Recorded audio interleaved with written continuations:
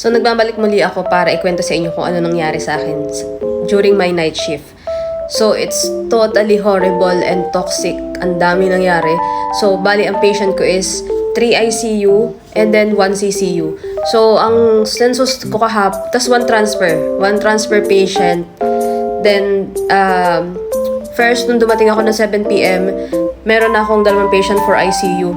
Yung isang patient, intubated na. Tapos yung isang patient, ano lang naman siya, pleural effusion, pneumonia. So, first, tinransfer ko muna yung patient ko na naka-intubate. So, old patient.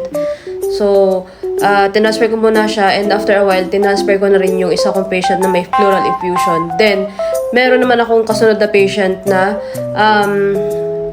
unresponsive. So, yung baby, 8 years old, intubated din siya. Tinransfer siya sa another hospital kasi kailangan nila ng mas